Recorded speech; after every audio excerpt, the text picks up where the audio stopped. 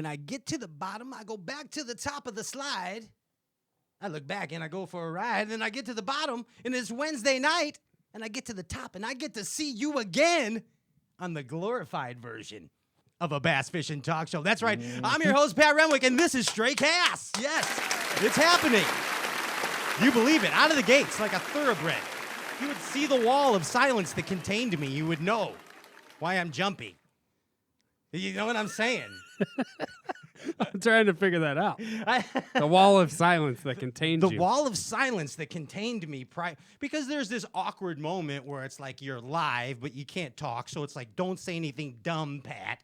Right. When you're, because we're live, and then you don't want to do... And he still said something dumb. Yeah, and then I still said something dumb, so I don't even know what happens. But welcome. This is not your normal bass fishing talk show. This is the glorified version of a bass fishing talk show. And may I remind you again, it's Stray Cast, so let's give it up for Wednesday night. That's right. That's right. A ching chong chong. It's Legends Month. It's Don't Shave Your Legends Month. Hump Day has never felt so good. That's right. Don't shave your legends on Hump Day. You know what I mean? Your lovely Legends Month. Yes. Your lumps. Words to remember. Your lovely Legends Month. Yes. You know what I mean? Check it out. So provocative. But speaking of our second show in Legends Month, we're bringing you a legend, the proper bassin man himself, OG badass, the warden, Denny Brauer. I'm just going to say it. It's Denny Brauer. Yes. Yeah. Hit me with a shovel because you're not going to believe what I dug up for you now. More dumb stuff. But yeah, it's you Denny reading Brauer. my brain? No, it's Denny Brauer. It's Denny Brauer. We had exactly. I mumbled and jumbled because let's think about this for a minute. We had Jimmy last week, all right? And I don't even know what happened on that show. We had to watch some of it back. It got wild. Yes, it did. Jumped on that. You hear? Jumped on that. Oh, yeah. You didn't know that was sucked me up or that Jimmy. Roadrunner. I got messages that people thought I was the illegitimate son of Jimmy Houston on the chats. Why illegitimate? Not legitimate? I guess. We'd have to keep it illegitimate. Oh, okay. To be unprofessional about it, we'd have to keep it illegitimate. Right. If you know what I mean. Yeah. Hey, speaking of illegitimate and unprofessional, let's just get right to it. Ladies and gentlemen, Hey. this is my buddy right over here. It's Ryan Popcorn Whitaker. That one burned. I saw no better. I will take it. Slide to the right. 2 hops this time. It's you, Ryan Popcorn Whitaker. Man. Hey, man, it's good to be back. Nah, dude. Denny Brauer. Isn't it? Wednesday nights. Yeah, man. I see the excitement in your redness. It's been really exciting lately. The whole Legends experience. Yeah. Is Yeah. Come on, let's think Just about the it. show, I'm like rejuvenated. I don't know. It's just been really fun lately. Well, here's the fact. Like, we didn't know what happened last week. We talked to Jimmy Houston. Yeah. And we didn't know, or at least I didn't. It was just like, thump. It's crazy. It's like, wait, here's a guy that was so influential in my childhood. Yeah. And he was just teasing me about hemorrhoids. You know, it was outstanding. Yeah. Jimmy's poking at me. It was amazing. It was amazing. Yeah. Speaking of pokey. And then for the younger crowd, this is our childhood. Yeah, it's like Denny. some people don't know. Not that Jimmy wasn't there for us too, but God, Denny Brauer in his prime. Just think about it. Guys like the next kid over here in line. Yeah. He doesn't have too many Jimmy Houston moments, too many Denny Brauer moments. But here it is, the education of the proper bassin man. He's getting them right now. Proper bassin man in training. He's a college kid. He is. He's kind of smart sometimes. Sometimes he's really dumb. Ladies and gentlemen, give it up for Danny Mohan, College Danny the intern, Dickie Mo. Yes, sir. Dickie Yes. Mo. Dickie I.O., Dickie I.A. What's going on, bub? Not much, man.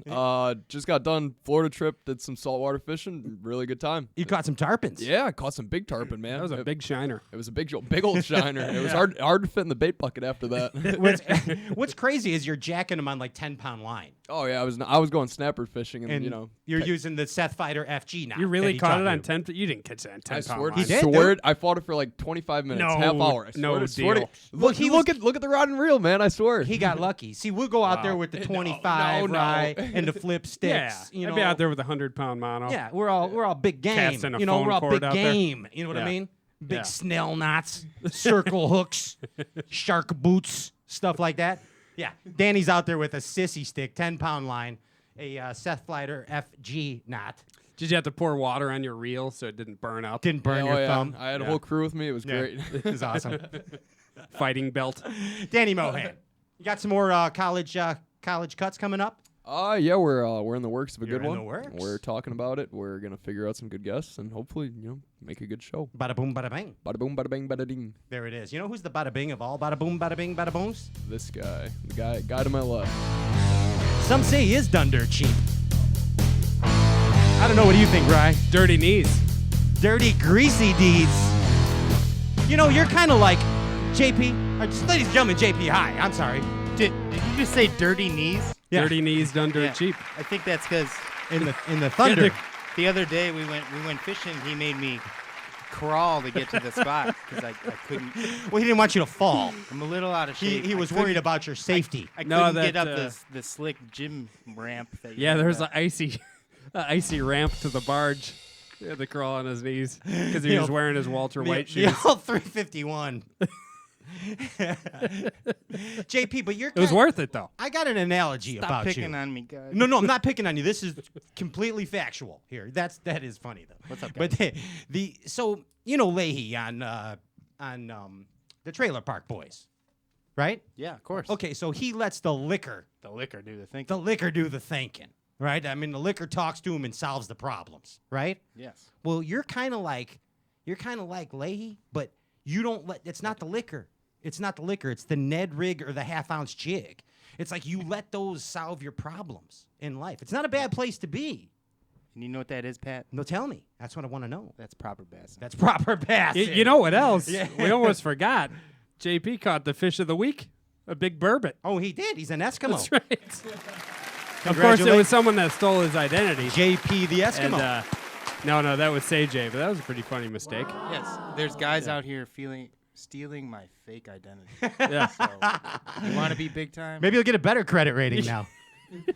You got fish of the week on the fish that you didn't even He got land. the pout. What was it? The eel pout? It was a burbot. The snoop pout? It was a burbot, which is the same as a dogfish, isn't it? Same thing? I don't even No, know. they're not. They're different? They're nothing like. They're a They're very delicacy in Japan. Is that the freshwater cod? Whatever. They're both ugly fish. But JP caught the fish. Got him on That's all that matters. suspended dead gobies. And he's like Leahy because the jigs talk to him. See, why does this always happen during the show? Look, wow, you're shrinking. it did it again. Incredible shrinking man.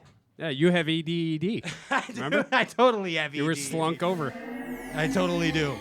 You guys want to take a cosmic punk rock journey? Let's go back to New York.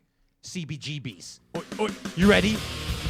CBGB's 1978 Sex Pistols with opening band Simply Outrageously Zero to Red. Andrew Hunberger, the punk rock engineer. You remember that band? 0 to red. Yeah. Simply Zero to Red. Yeah. Simply 0 to Red.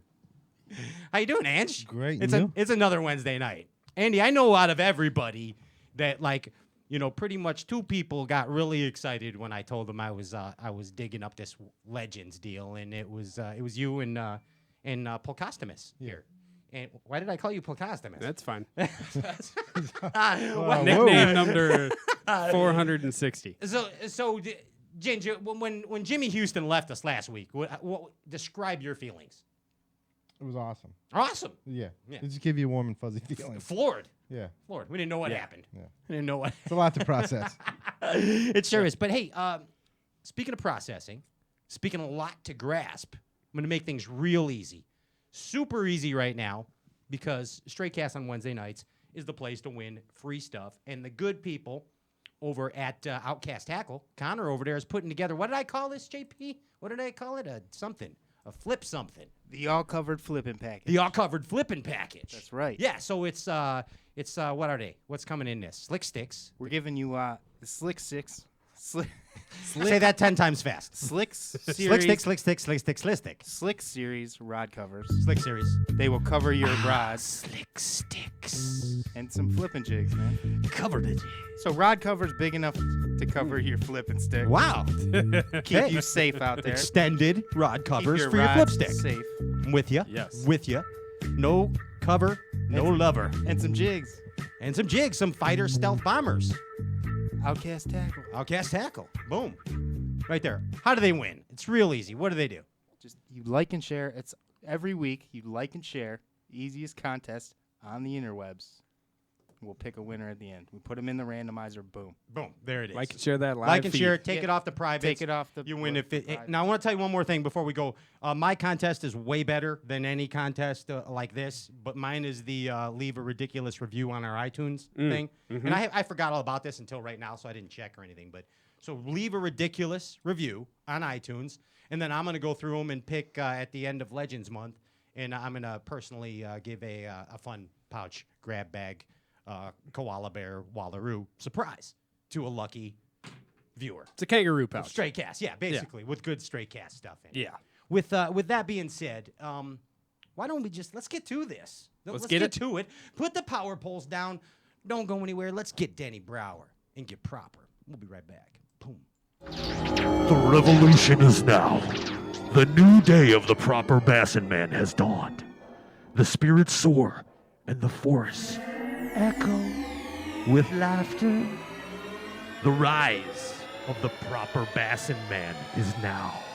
Ask yourself, are you proper Bassin?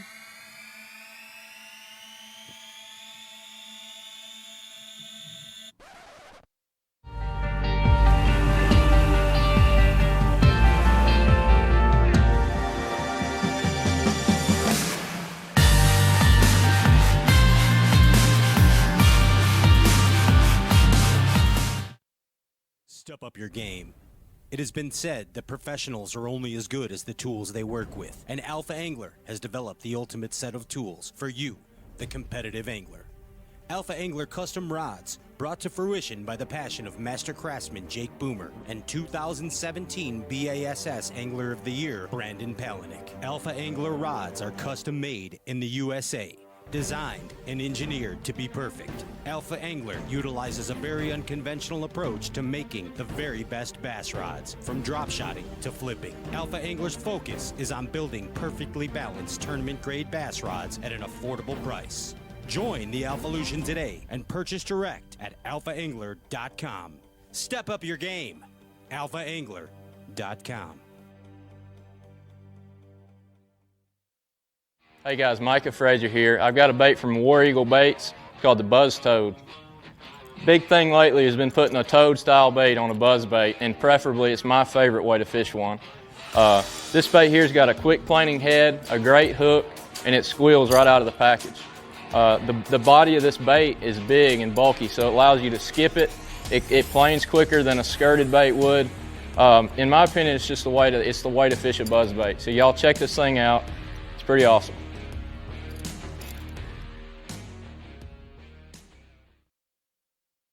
The TH Marine HydroWave H2 KVD edition is a surefire way to ignite a feeding frenzy. The HydroWave utilizes a sound-emitting technology that imitates bait fish and other feeding fish below the surface that preys on the competitive nature of bass and other game fish to get you more bites. The HydroWave is another way that TH Marine has you covered from transom to trolling motor.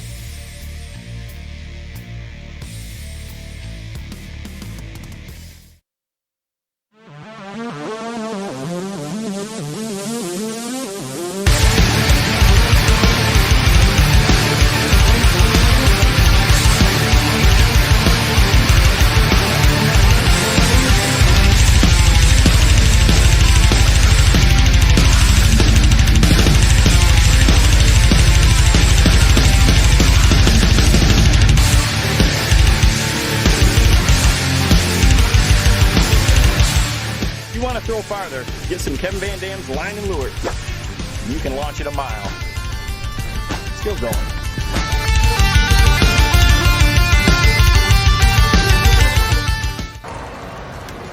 Well, better stick to fishing.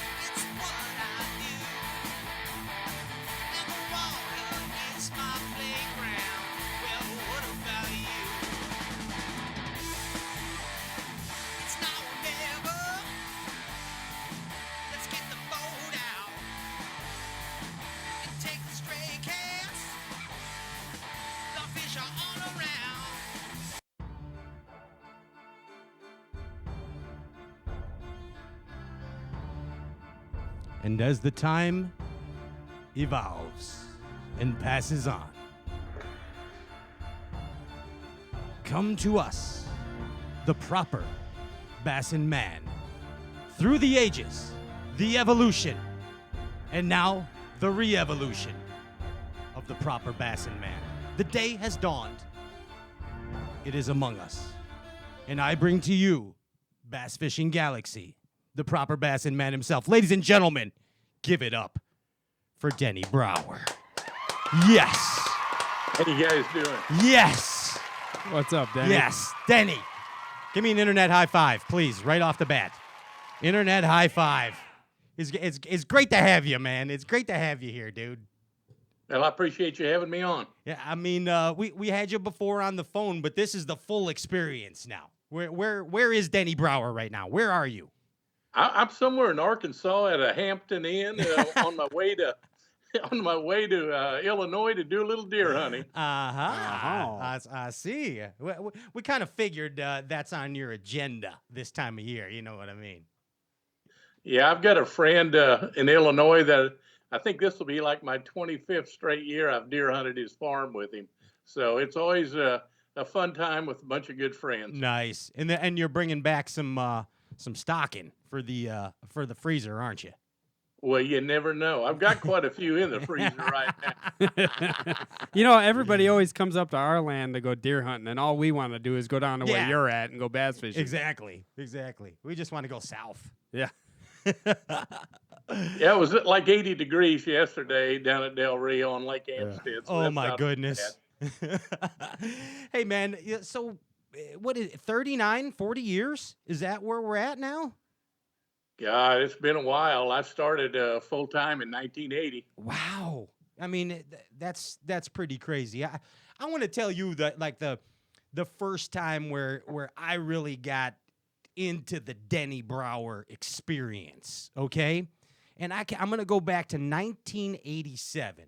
And I had this little midget buddy that worked in a sport mart. His name was Dougie, and he ran the buffer, right? I mean, little person. He run the buffer. You know what I mean? All right. and I go visit Dougie over there at the sport mart, and they always had the VHS little carousel. You know what I mean?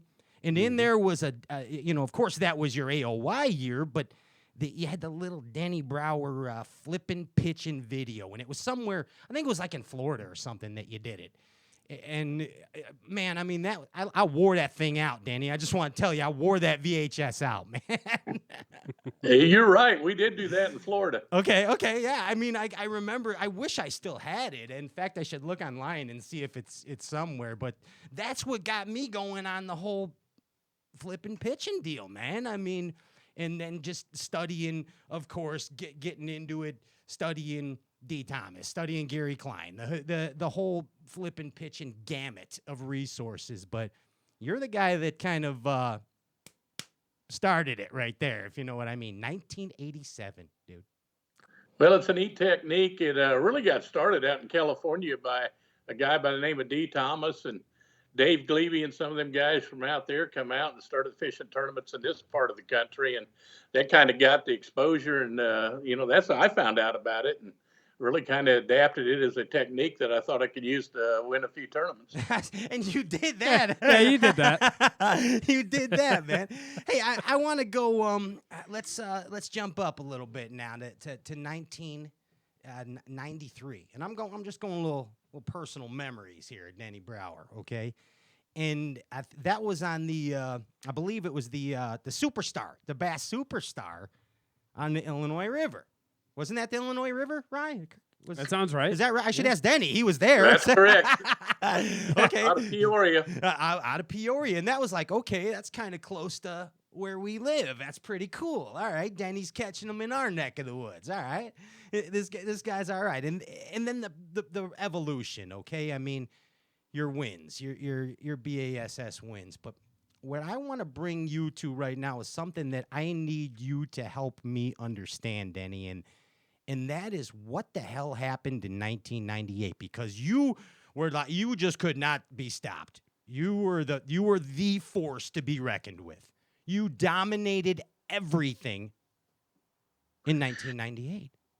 Yeah, that's kind of one of those years you wish you could bottle and just bring it out whenever you want to, but it doesn't work that way. I think success breeds more success. You get that confidence level going. You kind of get into the zone, I guess, so to speak. But once in a while, tournaments just kind of line up to the way you like to fish, too. You have a year that you hit a lot of lakes that, are very conducive to your favorite techniques, and you hit the right conditions. And, it's hard to put a finger on it, but I had so much confidence that every tournament I went into, I really felt I was going to win. And you can't say that all the time. Once in a while, we go to bodies of water and you go, man, I hope I can just get by. But for some reason that year, just everything clicked. And even if I had a bad practice, it just seemed to all come together during the tournament. I mean, I'll tell you what it was. 1998 was the year of the, let's say, the champions to become true champions. Yes. John Elway won his first Super Bowl. Look at that. Dale Earnhardt won his first Daytona 500. Aha. Denny Brauer won his first Bassmaster Classic. Aha. Wow. 1998. A direct sports correlation right there. He got that information from Biff. Ryan won a bunch of money on you, actually. Yeah, I did not know all that. Sports Almanac. There it is, right there. Got copies for sale. But yeah, man, 98. Okay, so you felt every tournament that you were going into that you were going to win. That doesn't happen, Denny. Like something was going on with you. What's happening in 1998 was your love life amazing? Was that really motivating you, man? I mean, what's going on? What was it? What's 98? What's going on in 98? I just think I was feeling healthy. Everything was going right. I wasn't losing any fish, making all the right decisions. It's just hard to put a finger on those things when they happen. I know I had some bad tournaments in there too. I A couple, remember, yeah, but the tournament right before the Classic, I just won a couple in a row and had a chance to win Angler of the Year and ended up having a pretty lame tournament, which, kind of worked in my favor. It made me mad, and the next tournament was the Classic, and that worked out pretty well. That did work out well for you, didn't it? Well, I'll tell you the most amazing part. One of the most amazing parts of the 1998 win is your previous performance in 1995 on High Rock, where you didn't do so well. It's a very humbling sport, needless to say. I finished dead last at High Rock, and I actually finished dead last on the same school of fish that I ended up winning it on 3 years later. The problem was we had a dead day from practice until the tournament started, and for some reason they dropped the lake 3 feet in that day, and these fish were in 2 foot of water, so that didn't work out too good. They left, and I never was able to find them again, but 3 years later, they left the water alone, and I ended up winning the tournament in the same area. Worked out pretty good. Talk about a revenge. Yeah. Fantastic. When a plan comes together. But I mean, 98, that is the year that I feel very safe to say and confident to say that you solidified yourself as a legend of the sport. A legend of the sport. Now, Denny, does that seem weird to hear still when someone that you're described as a legend? How does that feel to you? Well, it feels good to hear somebody say it, but I don't think personally we really relate to that. We always kind of look at our bad tournaments more than our good tournaments and dwell on the could haves rather than the things that did happen. So I think that's true with a lot of competitors. You got to look at it as you're only as good as your next tournament and not dwell on past history. But if you're satisfied, you're not going to get any better. Yeah, you can't be content. There's no doubt. But I mean, let's just be real about this. You are a legend, man. I mean, so have you come to terms with that? Okay, let's go back to 1980. A young Denny Brauer. You're out there just learning how to flip a jig. I mean, you've been flipping a jig for a bit, but you're still a little spry, And then, to now. Have you come to terms that you are a legend of the sport of bass fishing? Does that make any sense to you, or does it seem ridiculous? Well, I think that's a sign I've been at it for a lot of years. But when I started out, I just wanted to have enough success to feed the family, make a living in fishing, and have enough success where I didn't have to quit doing what I truly loved. And when you're fishing scared like that, you fish real hard. You're the first one out there in the morning and the last one in the evening on practice days. And as you have that success, your philosophy changes a little bit. Yeah, and I mean, but then again, that's the beginning, and now we take you to 98, where you're on top of the world. Back to that zone that solidified the legend we know as Denny Brauer. So my question to you is who else is a legend in bass fishing? Who's a legend to you, Denny Brauer, in bass fishing? Oh, gosh, there's a bunch of them. You look at their different time periods of the sport. Early on, you had Bill Dance, Roland Martin, Rick Clun, Rick Still Fishing, Larry Nixon, a good friend of mine. I mean, it goes on and on. There's a lot of guys that have really been successful and won multiple tournaments. And, of course, Kevin Van Dam in recent years has dominated the sport. So there's a lot of good anglers out there. But you're a Larry Nixon guy. I know I've talked to you before about this. You love Larry Nixon. You've modeled some of your fishing prowess and style after him. So Larry Nixon is a legend. Denny Brauer is a legend. I'm trying to figure out how you feel about that. That's what I'm really getting at here. Well, I think it's very rewarding to have had a career like I've had. You're very grateful for that. There's been a lot of success, but you owe a lot of other people. I've had wonderful sponsors along the way that made it possible for me to kind of free up and fish to win, so to speak, where I didn't have to get out there and be conservative like in the early years. So there's a lot that goes into, I guess, becoming a legend. Yeah. I mean, there's obviously time. That's a big factor in becoming a legend. Maintaining success, right? That's and money. Shit, let's face it, money. You're the first $1 million guy. Well, consistency, I think, is the whole key. And if you're going to have a long career, you're going to have to be consistent, but you're also going to have to win. Wins where you get the name recognition, and name recognition is what brings on the sponsors, which really enables you to be very successful financially. Sure, absolutely. I mean, and an amazing example of that. Let's kind of go to the origin of Denny Brauer. Let's go to the origin of the legend. All right, that's where we're going. So you already kind of said that whole flipping deal. There was something that set you off that you were like, wait a minute, this is a way I can cash some checks and I can be real good at this.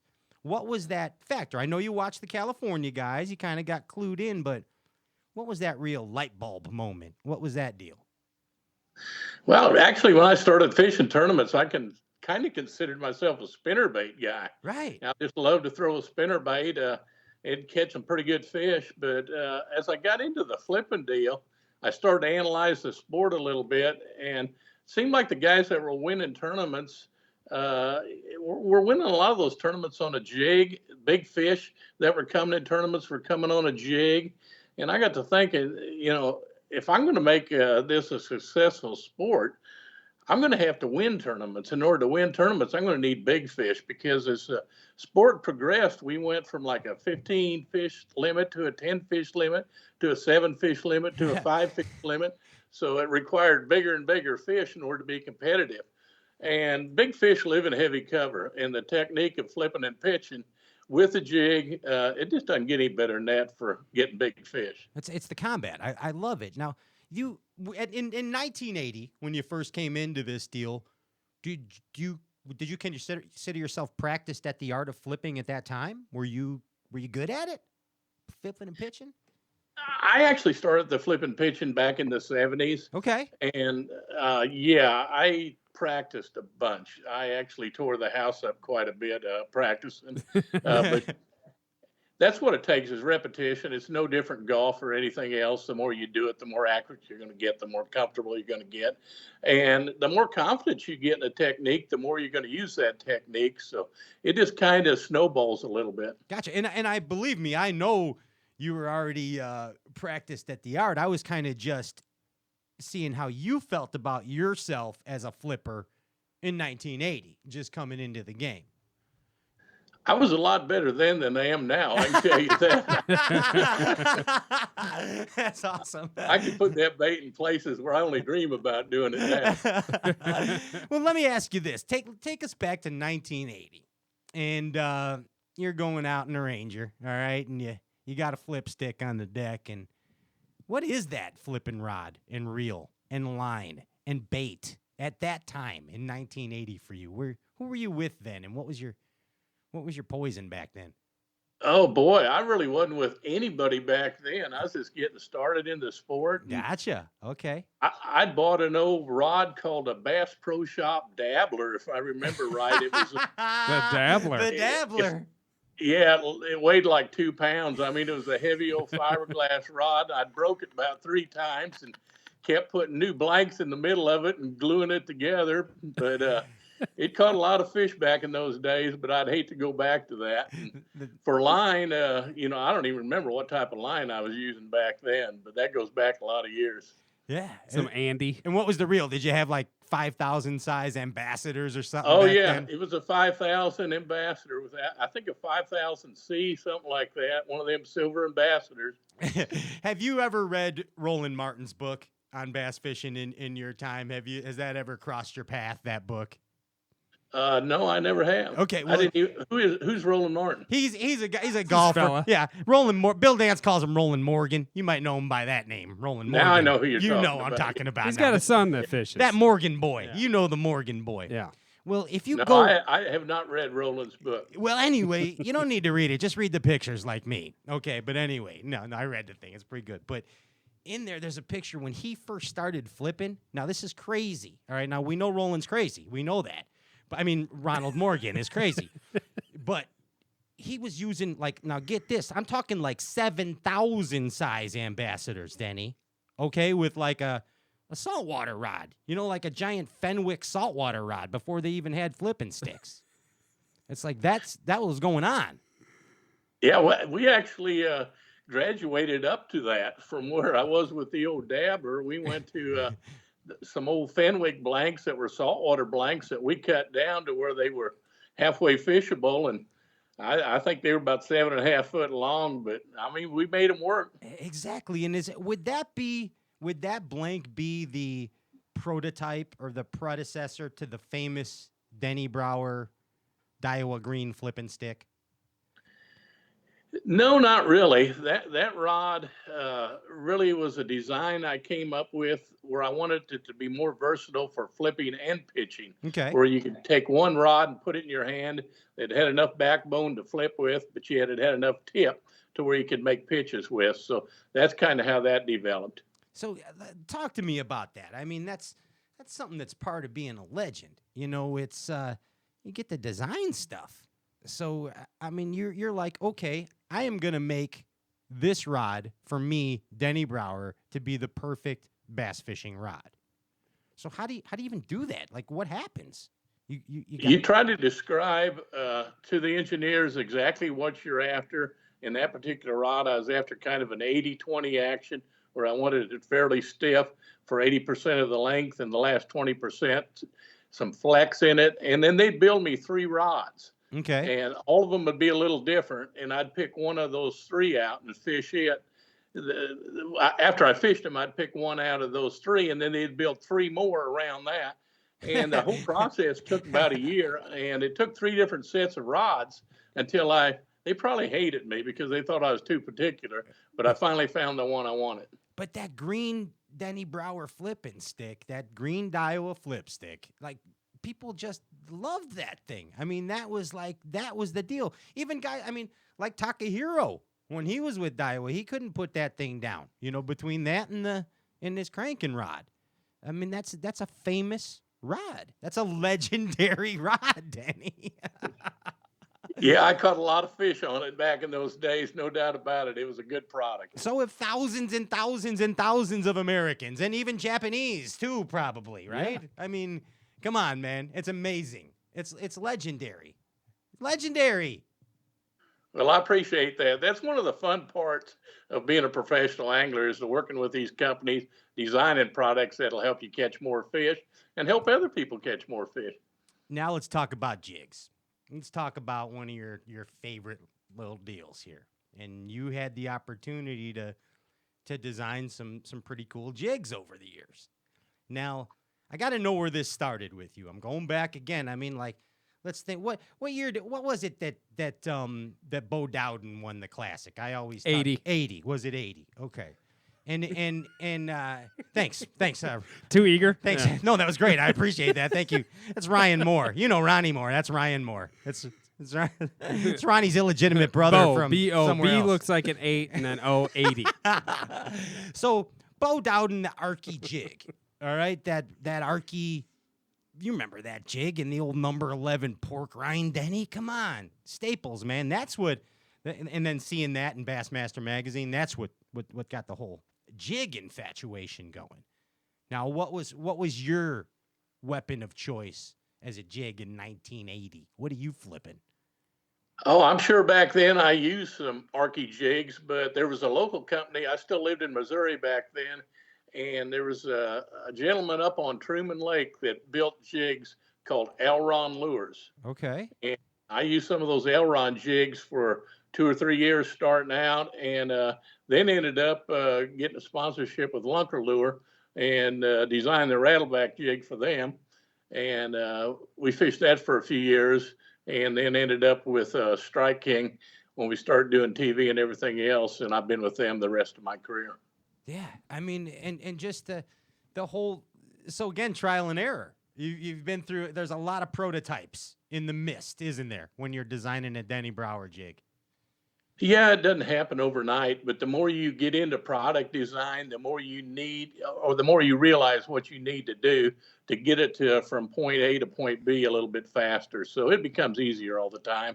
And if you're working with the same people over and over again, you can get to where you need to go without taking a whole year like the rod did. So the Denny Brauer Pro Model jig, is that still your go-to flip jig?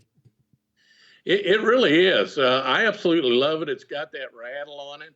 And when you're fishing in heavy cover, boy, sound plays a big part in attracting fish to the bait and helping them find it. And when they do inhale it, those rattles move around, and I think it feels alive to them. Gotcha. They hang on to the bait a little bit better. So I think it's a plus. But I like that you said that the rattles move around a little bit and it makes them think it's alive. I've never heard that before. Like that. I like it a lot. We'll write a book one of these days and tell you the real secret. That's why we do a bass talk show. Hey, while we're on the technical jig talk here, yeah. I got a jig question.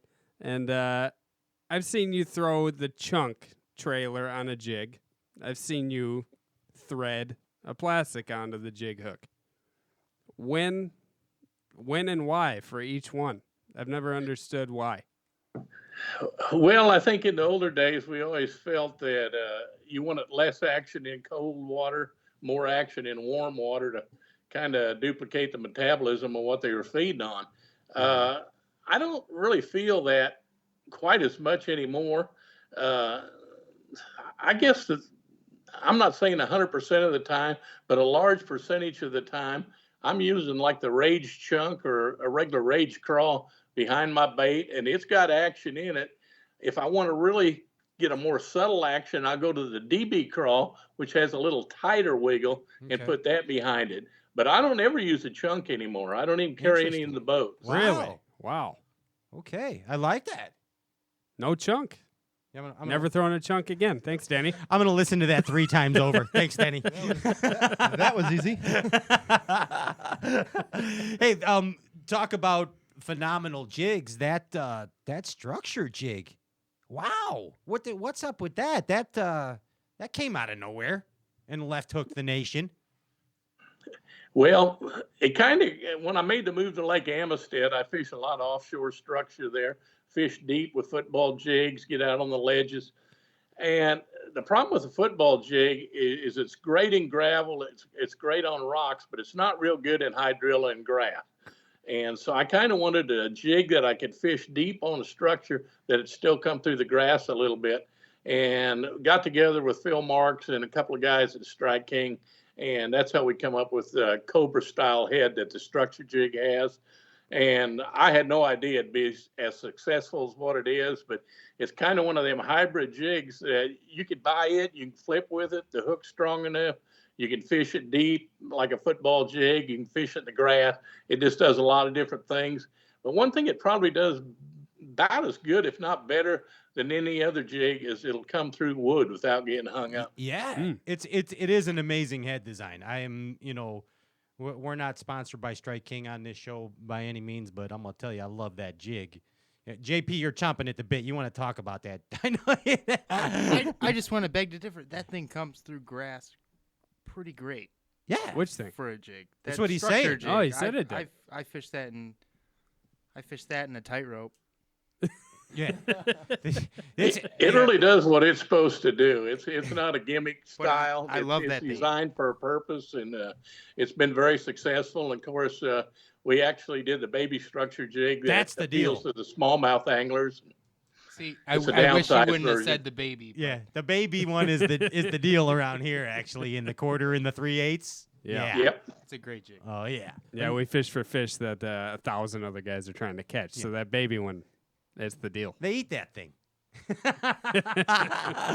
Hey, let's talk about things legends do. Okay.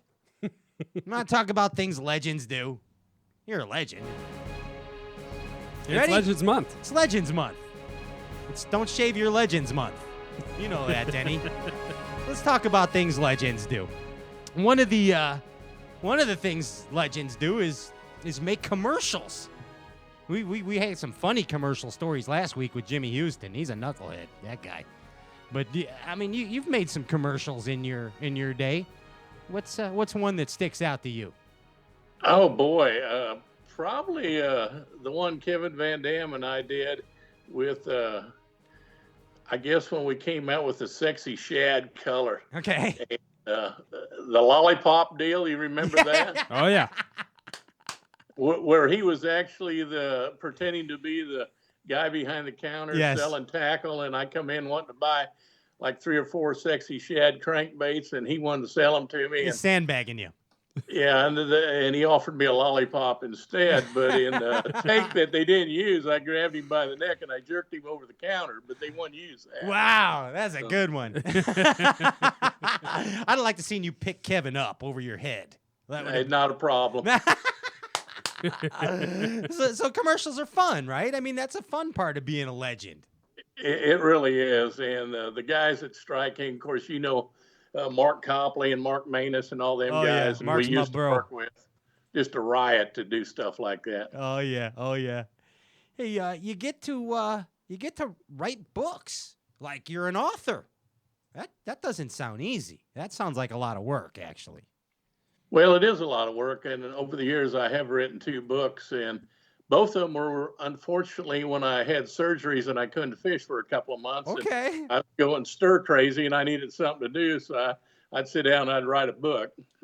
Gotcha. The jig one and tournament one are the ones I read. I can't. Correct. Yeah.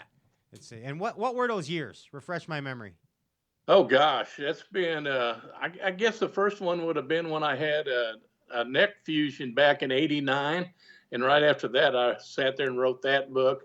And the second one was probably in, I don't know, a few years after that, but Okay, so I'm not sure the exact year. Let's picture this. So here's Denny at the ranch, and wherever you were at the time, and I see you around the fireplace, and you got one of them fancy ascots on, like Thurston Howell. Exactly. And you're smoking a pipe. You got a nice pipe, and yeah, like this. Yeah, fireside music.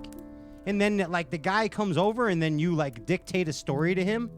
Well, in this situation, the 3/8 ounce jig. Like I come up with an outline. Okay. And then I actually did a rough draft of the whole book, and then I handed it off to an outdoor writer that actually knew what he was doing, where he could put it into book form, and we'd go shoot a bunch of pictures and actually turn it into a book. So he'd clean up my bad language.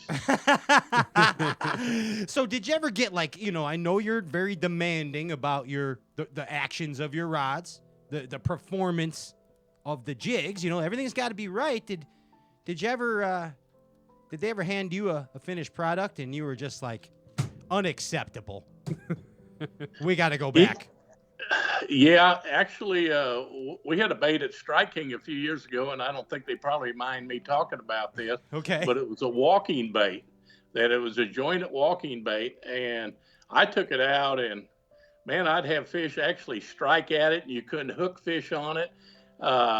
You hit like a seawall or anything with it just once. It wanted to break in the joint part. Okay. And I got really annoyed, and I got serious, and I called up the people, and I go, we do not need to bring this out. I says, it's got a great action. It'll get some bites, but we're going to make a lot of people mad because it's not the quality that we're used to putting out there.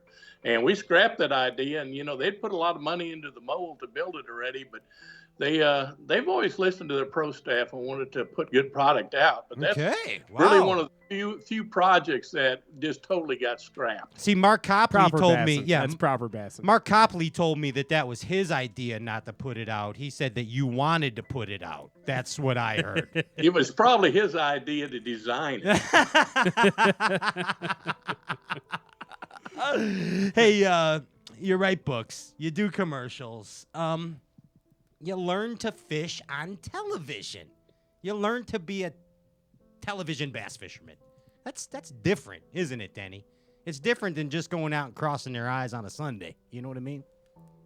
Well, television is just such a neat avenue to educate people on the sport itself and get them fired up about it. And, of course, they started televising the Bassmasters back in 1984, shortly after I started. So it was a good way to get exposure career-wise. And then I ended up having the opportunity to do my own show for ESPN, which was the Bass Class. I think we did that for 6 years. And then we did Schooled by Denny Brauer for 2 years. And then my son and I did a show called Bass Battles for 2 years. So yes, we did 10 years worth of that television stuff, and I enjoyed it. But, doing TV along with fishing tournaments, that's a long, hard road. I used to like when you'd go back and on that Bass Class, and you'd go back and fish the stuff that the guys were out on that day, and you just smash them. You'd be like, this is how you didn't say it. You didn't say it, but you're like, this is how you bass fish, dum-dum. Watch this. And then all of a sudden you got 25 pounds. What the heck, Denny Brauer? Come on. Oh, I loved it. Schooled by Denny was my favorite show. Yeah. That was brutal. I think you need to bring back Schooled by Denny. You could do it so easily with the internet. Just have people send their videos to you, and you watch them and just tear them apart. And I wish you could, Fantastic. none of this Little League stuff where you're like, second place is okay, Buffy. It's not like that. You're like, look, your boat positioning sucked. You scared the fish. If you would have flipped over to the left side of the log and not been a dum-dum about it, you might have had a chance to catch that fish, and you'd have cashed a check. Now quit whining that you can't pay your bills and sell your 25-inch rims on your truck and go out and watch some more videos by Denny Brauer flipping and learn how to bass fish before you start crying again, Sally. Sure. I think I could do that rather well. Yeah. I think so, too. See, guy got all worked up. I was pretending I was Denny Brauer. See what I'm saying, Denny? It's what we need. You need to teach proper bassing. You know what I mean? I understand. That's what the Bass Class is. Listen to me telling Denny Brauer stuff. Denny, okay, so you learned to fish on TV. This is something that I want you to, this fascinates me because I love two things. I love bass fishing and I love talk shows. I mean, I watched Johnny Carson as a kid, David Letterman as a kid, and what an amazing thing it was for me when I'm like, holy cow, Denny Brauer is going to be on David Letterman, and not once but twice. Not once but twice. So please, for me, this may be selfish, but walk us through that David Letterman experience. So you're living in Missouri at the time, and your publicist or your agent or whoever the heck happens with bass fishing at that time, you're going to New York, Denny. What's going on? Walk us through that. Yeah, that was quite an experience. Kind of a scary experience, to be honest with you. But my agent was actually from New York, and so I flew in for the show and met him, and he kind of took me by the hand. And their office overlooked, I guess it was Central Park. And when it come time for the show, I mean, they did everything first class. Okay. They had when I landed, they had a limo driver there to pick me up, and wow. Took you to your motel. The limo picked you up at your motel, took you to the Ed Sullivan Theater where it was at, and you went back in the green room and did the whole shebang that I'd been watching for years. Suddenly I'm thrown into that, and you're going, oh my God. The producer calls you in advance, and they ask you questions about possible topics you might talk about. Not like this show. No, not like that. Yeah. No. Side sway. I just make it up as I go. Anyway, keep it saying. I thought I knew kind of the questions that were going to be asked. And of course, Letterman just goes the totally opposite direction. So you don't know what you're getting in. Awesome. But neat experience. So, okay. And you know what? And you did so well on the show that they bumped Jesse Jackson from the whole episode. They just said, Jesse, we don't need you. We got Denny. We got Denny Brauer. You're going to be president someday. Well, the first show I was on, Ted Danson was actually their main guest. And, I got a little bit of time. He was the main guest. The second time we went back, it was Jesse Jackson, and his plane was late. So they had me go on buying time, basically, for him to get there. And then I went off stage, and pretty soon they come back, and they go, he's still not here. You got to get back out there. So get that flip stick. I probably end up getting about the most airtime anybody's ever got on a David Letterman show. It was awesome. And you don't have to cover for Jesse Jackson. They just wanted you. They bumped him. They did. His plane was on That's time. what happened. They were like, this guy's going to flip some jigs. I remember you teaching Letterman how to flip. You were teaching Dave how to flip. Well, the real deal was the first time I was there, Ozzy Osbourne was trying to make a comeback. And they had us out in the alley, me teaching Ozzy how to cast and how to flip, and he'd keep the button pushed down and try to reel. He was trashing my reels. This is real? This really happened? Oh, this is real stuff. And then he bounced a jig off a limo, probably put about $1,000 dent in it. So it was pretty exciting stuff. Wait, hold on a damn minute. The footage Wait of a this? damn minute. Denny Brauer and Ozzy Osbourne in an alley flipping That's a jigs. perfect match, yeah.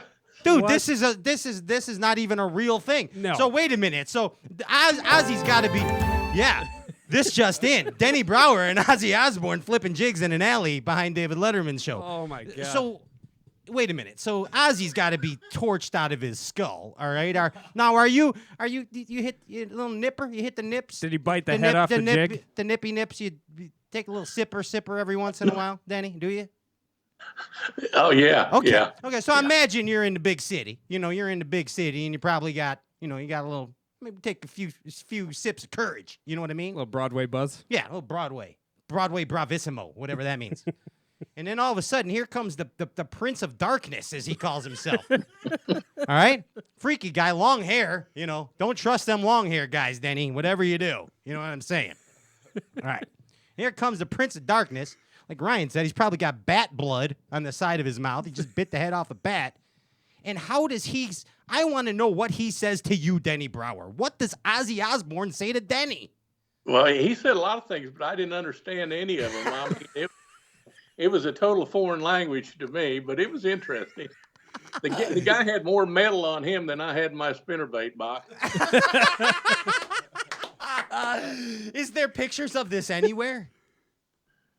Is what? Is there pictures of this anywhere? Yeah, there would be. If you had a video of the show, which I probably have at home somewhere.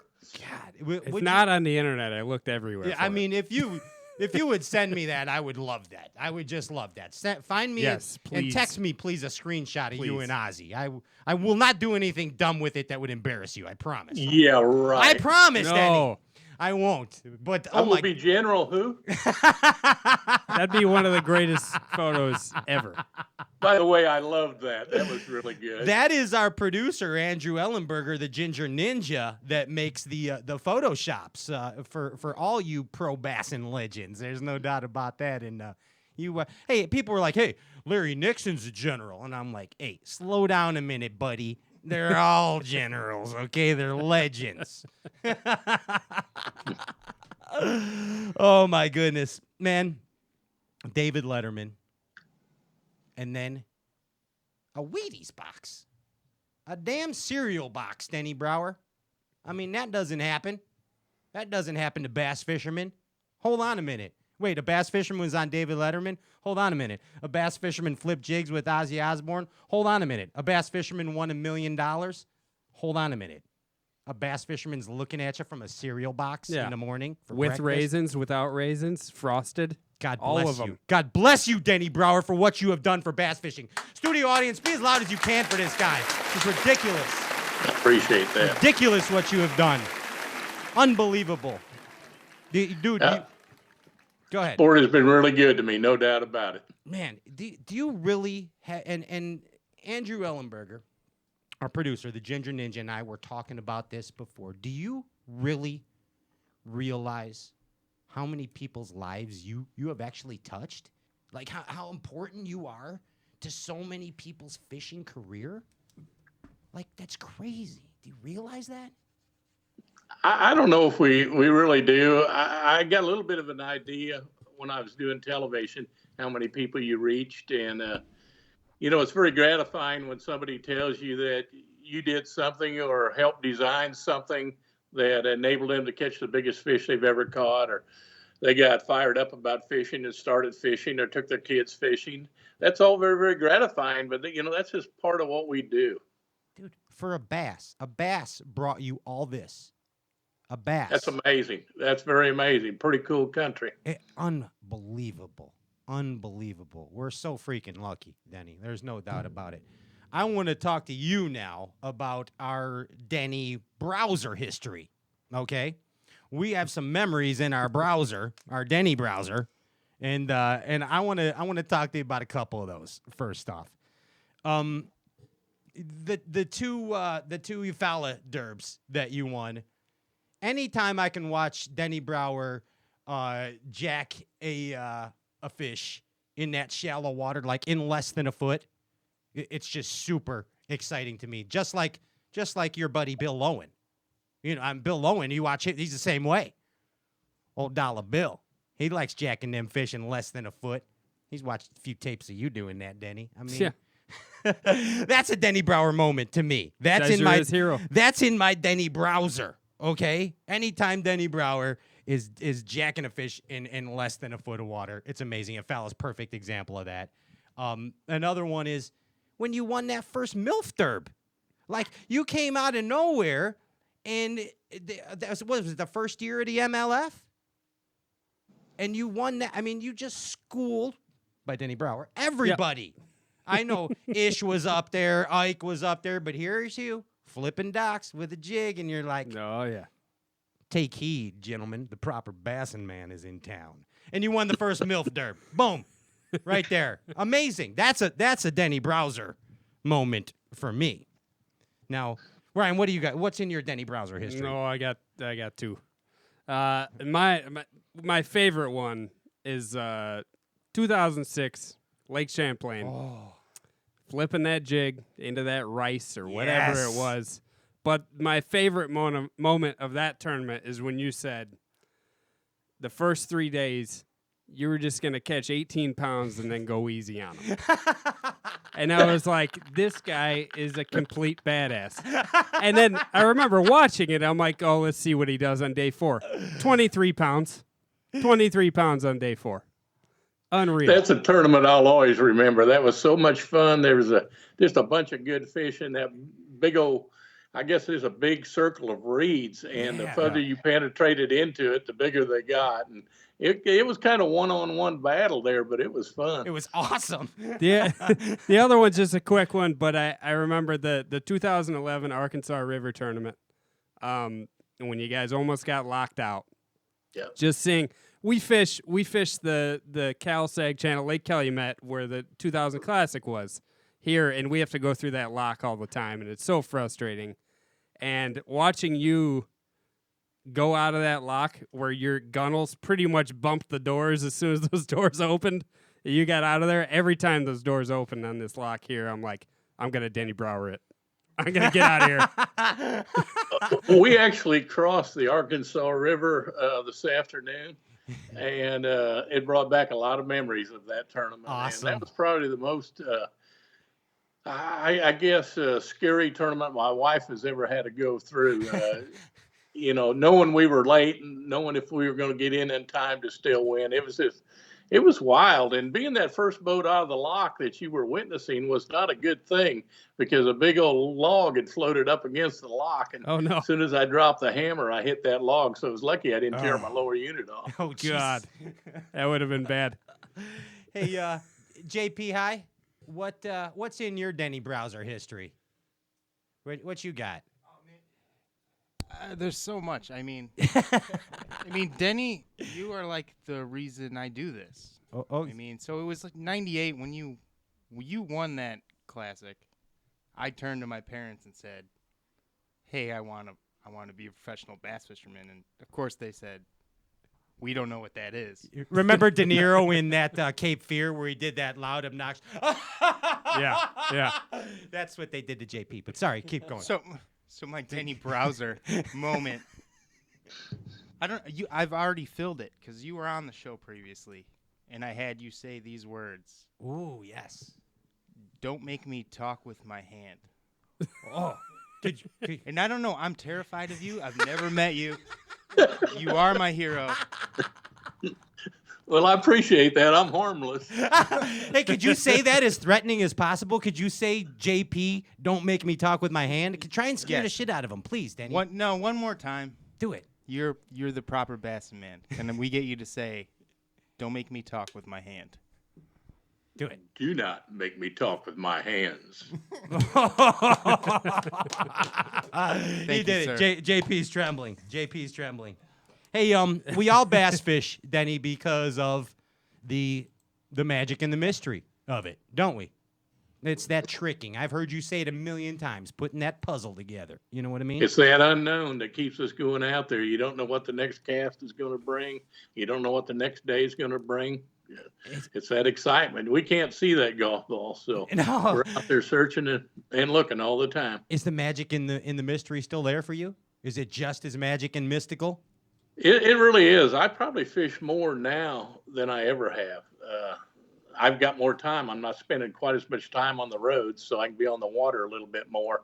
And what it really told me was when I slowed down, just how much I really love the sport of fishing itself, other than just, being out there and trying to win tournaments, etc. I just kind of got back to the true fishing part of it, you against that bass, and that's pretty magical. Yeah, no doubt. And I mean, and I'll tell you what, I got a huge kick out of it. I don't think it was yesterday or the day before I talked to you on the phone, and you're like, I'm about to go in the shop and see what kind of trouble I can get in with some winter baits. Things legends say. Legends say. Things proper Bassin men say. It never ends. It's an addiction. There's no doubt about it. Oh, it's so good. Hey, I know you got some things to do and you got some deer to dream about, some big old bucks, but we're going to get to know you just a little bit more before we go. What do you say? Works for me. Let's do a shortened version of 20 questions for you, Denny Brauer. Let's let America get to know Denny Brauer a little bit more. Proper Bassin man, Denny Brauer. Gather around, children. Let's get to learn about the legend right now. Hey, Denny, let's think about your professional career. What professional angler was the first angler that you put a target on their back? You're like, I'm going after that guy. He's going down. Who's that guy? There wasn't one. There really wasn't. I never thought of fishing in those terms, so to speak. It was always just me against the bass, and tried to focus on what I was doing and not worrying about what anybody else was doing. Thank you. You got it right. That's the proper Bassin answer. That is the correct He answer. did it. Excellent. Okay, that made me very happy. All right, there it is, right there. Hey, all right. I ask everybody this. All you legends, come on, I ask you. So there's gonna be a movie of your life someday. We know that. Who's the actor? Who's playing Denny Brauer? Oh boy. Who is it? Well, I would say Clint Eastwood, but he's probably not going to make it that long. Everybody picks Clint Eastwood. They do? Yeah, Jimmy Houston, Jimmy said the James same thing. Overstreet. You, for crying out loud. I can see it, Bradley Cooper. That's a Legends thing. That's a legend. That would work. Bradley would work. Bradley Cooper, He yeah. can pull it off. Very good, Ryan. Yeah. Yes, very good. Okay, all right, Bradley Cooper. Writing that one down. What's the most angry you've ever been on the water, Warden? Oh boy. There really weren't that many times, but there were a couple of times, and I really don't want to go there. Well, just to give me a brief example. We can't. It's a talk It show. was really ugly. Yeah, tell me some ugliness. It's kind of like somebody coming through your door unannounced. It'd be nice if they'd knock first and ask if they could come in. Kind of one of them deals. Yeah. So it wasn't proper Bassin. Yeah. Some things I don't have a lot of tolerance for. We have heard. We have heard. Don't make him You've talk heard with his stories. hands. I've heard some stories about you, Talk with his Warden. hands. I've heard. Yeah, don't talk with your hands. Don't make them do that. Somebody's got to be the bass police. That's right. Yes. And thank you. Thank you very much. Hey, what's the most overrated technique in bass fishing? The most overrated technique. You had enough of it. Oh, I used to say finesse fishing without a doubt just because it drove me crazy and I didn't feel you could win. I thought it was a little fish deal, but since I made the move to Lake Amistad and that clear, deep water, it's amazed how many good fish you can catch with light line finesse fishing. So I've kind of changed my attitude a little bit on that. Okay. But, You got some over 10s on a Ned rig yet out of Amistad? I have not. The biggest fish I've caught on light lines about 7.5 pounds. Still not too shabby, Mr. So dandy. Brower. Not too shabby. Hey, what weather condition really gets Denny Brauer excited? Like, you're dropping everything. This weather condition is making Denny Brauer go fishing. What's that condition? Really, anytime I can go. We've got to fish in all types of conditions. Legends. So if you get in your mind that I want a sunny day or I want a cloudy day, and you don't get that, you're going to be negative when you get out there. So Okay. I just So the tell you, answer- you're going to have good days no matter what if you work hard at it. I got you. I don't The know. answer is when the sun comes up. Yes. The good days. Yeah, the I good condition. like sun a lot better than darkness. Yeah, but there ain't nothing like old buzzbait at night, though. You know what I mean, Mr. Brower? Nights are for other things. Thank you. I knew how you got your 1998 success. I knew it. I knew it. Hey, what grinds your gears about professional bass fishing? Modern professional bass fishing. What pisses Denny Brauer off about it? I don't know if there's the camaraderie that there used to be. I think, it's hard to put a finger on, but I don't think there's the respect for water that there was back in the old days. Okay. I think that's probably number one. Gotcha. Respect for water and the camaraderie. Okay, I'm with you there. Hey, what's first fish catch? Pops in your brain. Boom. Fish catch. Boom. What is it? The first bass fish catch, I remember going to a sand pit with my uncle, throwing a yellow, orange spotted lazy Ike, and like a 3-pounder ate it in clear water. And this was back in Nebraska years and years ago. And I was just totally fascinated by that. That was it. That started the love affair right there. Boom. Amazing. Hey, it's time for bonus round. Special viewer question. 3 on deck, 1 in hand. Do you know what 3 on deck, 1 in hand is? No, you don't. I'm going to tell you anyway, Denny. Here it is. So, it's stray cast rules. So, from now on, whenever you go fishing in 2020, Denny Brauer, you are only allowed to bring 4 rod and reel combos with you. 3 on deck, 1 in hand. What are those 3 rod and reel combos? And what are those baits that are tied on them? Now, you got to use this everywhere you go, all over the country. 4 rods, 4 reels, 4 line, 4 baits. Well, they're all going to be loose rods and reels. Probably the Hyper Mag reel without a doubt. Okay. And, the lead series of rods, I just absolutely love those. But I'm probably going to have a jig rod rigged up for fishing deep. I'm probably going to have a flipping stick rigged up with like a rage bug, something like that. So what? Let me stop you. What's a jig rod? What's the jig rod to you? 7'4". A 7.4. Okay, like a heavy, a 7.4 heavy. Exactly. Okay. Worm and jig rod, 7'4". Gotcha. 7'6" flipping stick. Okay. There's 2. And I'm probably going to have a crankbait rod, 7'6". Okay. And I'm probably going to have a swim bait rod that's also 7'6" that I can throw spinner baits on. I can throw swim baits on. I can throw a lot of different things on that rod. But if I had to put one bait on it, it would probably be a spinner bait. There you go. And I was thinking that was coming up. I knew Denny was going to say spinnerbait. You're kind of like an underrated spinnerbait fisherman. Let's be honest about this. I love a spinnerbait. It varies a little bit from body of water to body of water where you're at, how good it's going to be. But it seems like all lakes, even clear lakes like Amistad, have a spinnerbait season, and you can really catch some big fish on that bait. I see that there's a trend with you legends, okay? And it's, maybe it's because you were, you had to start off with those little bitty 5-foot pistol grippers. But it seems like guys like you and Ricky Clunn, too, is another example, are going with the longer rods now, even for shorter distance casting, the 7.6s, throwing their spinnerbaits and crankbaits even at targets on the longer rod. What's that trend for you? Why'd you do that? Well, the rods are lighter. They're more comfortable to fish with now than what they used to be. Years ago, if you had a rod that long, it'd be awkward to fish with, and you couldn't accurately cast it or do the same things we can do nowadays with it. So that does make it a huge difference. And I guess that comes too, but it doesn't bother you that the extra length. I mean, like, let's say a 7-foot is an industry standard for throwing at targets these days, where it used to be 6 foot. So you're just as comfortable using a 7'6" rod, throwing a square bill down a laydown as you are a 7-foot? Yeah, I really am, but it depends a little bit on the size of the bait. Once in a while, I will downsize as I go to smaller baits and lighter line. But the only problem you get into with long rods is when you're fishing jerk baits and topwater baits, where you really got to keep the rod down and use a lot of action in it. And then I'll go to a 6'10", 7-foot, something like that for those techniques. Hey, speaking of subtle modifications or alterations like that, give us some dirt, Denny. Tell us a Denny Brauer modification that you do to any given bait, any given lure that you just don't like to talk about it, but you got to talk about it right now.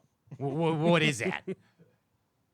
I'm just drawing a blank. And that's just so unusual for me, but I cannot think of a thing. Thanks a lot, Mr. Brauer. Thank you very much. But we did get some skinny off him already. Hey, Denny, can I throw you a stat that I don't think you've ever heard before about your Bassmaster career? Get him right. Absolutely. All right. In your, short 319 tournament Bassmaster career,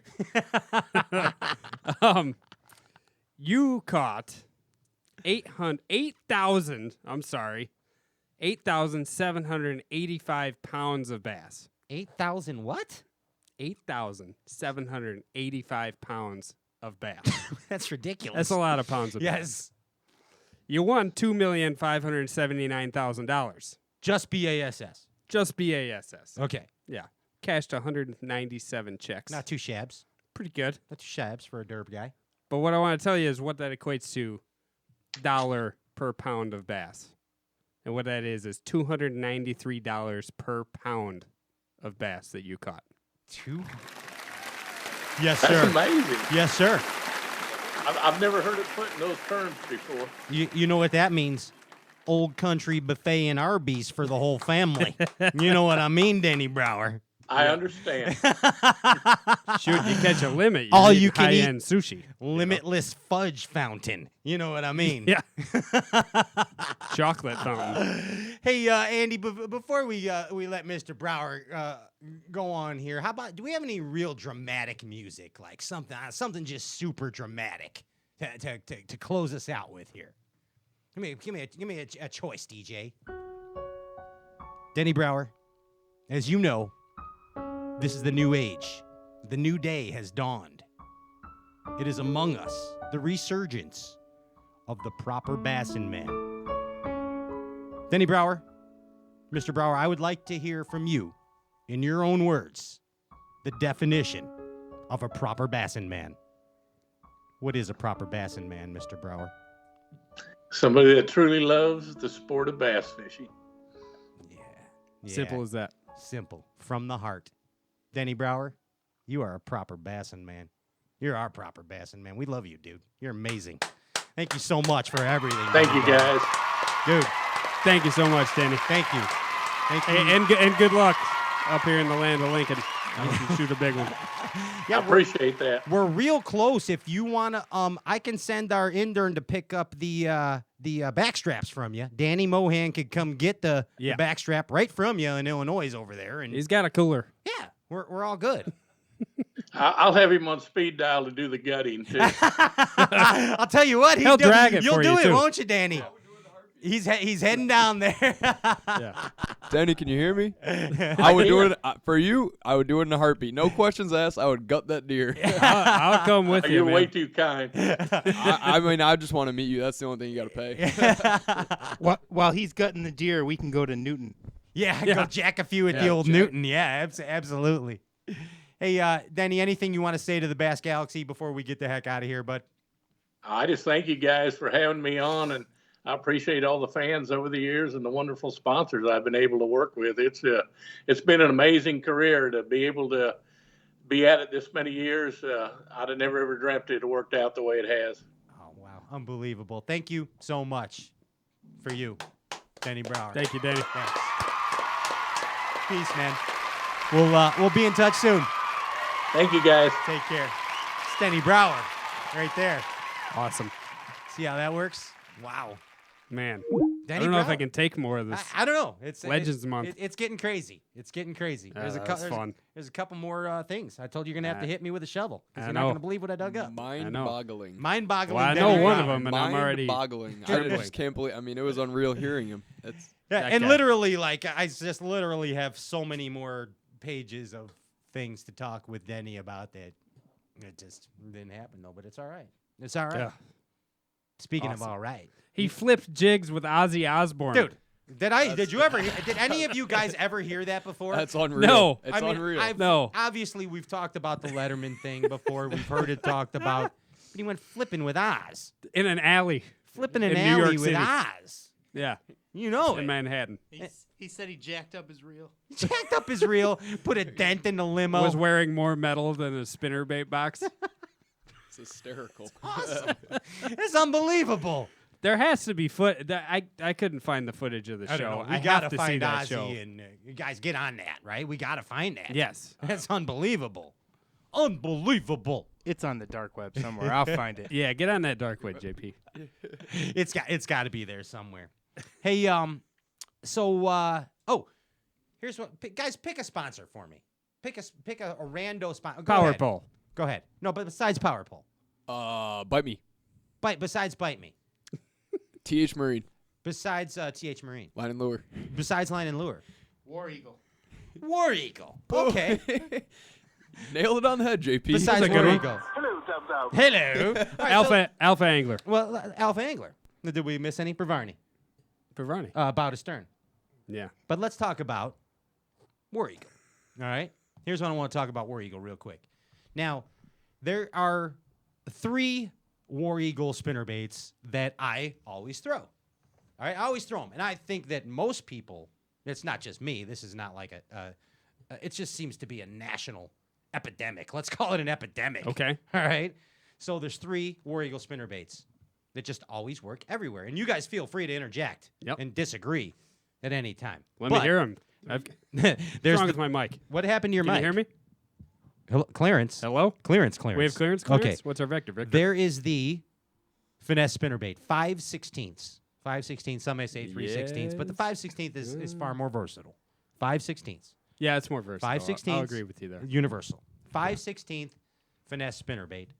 And I'm going universal color of spot remover. Spot remover. Not mouse. Interesting. No, not mouse. Not mouse. Okay. Spot remover. No. Blueback herring. Yeah, blueback herring. Blueback herring. Or blue shimmer. I'm going What is blue. wrong Why with is this my mic? happening? Is this all of us? Blueback herring. Quit touching them. It's when never he happened. touched. Stop touching me. Stop Ooh, touching okay, me, Ryan. Okay. Yeah, All right. blueback herring's So dynamite. blueback herring. God. All right. Whatever. I can't even hear this now. No. He broke. Can't hear. He broke. Oh, the it's internet. all of us. It's all on. It's not just this. Okay. Go Fix ahead. something. All right. All we're right. good? All Okay. right. So here's the deal. So the finesse spinnerbait in 5/16. Thank God that there's the power of editing. So the finesse in the blueback herring, right? Yeah. Boom. That's a crucial, quintessential. Turtlebacks, man. Turtlebacks. Oklahomas. What do you call them? Yeah. I don't even know. They're the both other one. Same. The other one. I'm going half ounce. Colorado, Indiana. Colorado, Indiana in the half ounce. That's a Old, goodie. Old Thumpster McGee. Now I prefer those over the. Well, you like that Muddy Creek. I do in any dirty water situation. Okay, Yeah. I like it over the Colorado blades. I prefer the Indiana. Yeah. The Indiana on the back. So that's the half ounce. Any color.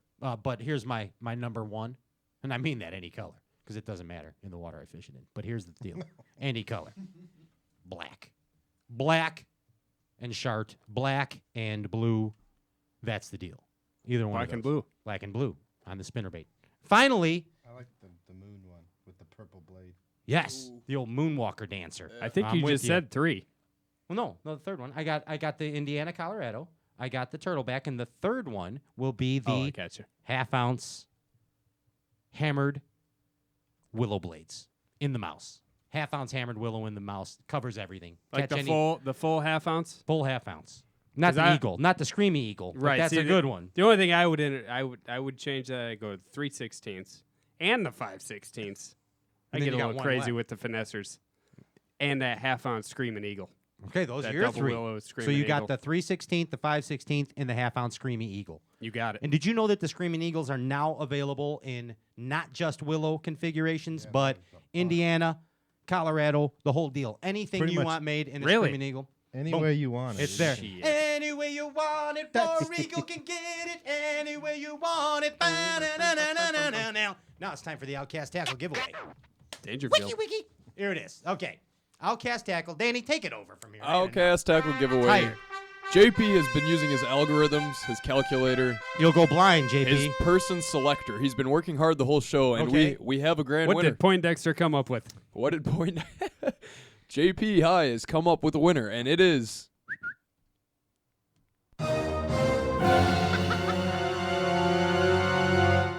Cody Stack. Cody Stack. Cody Stack. Cody Stack.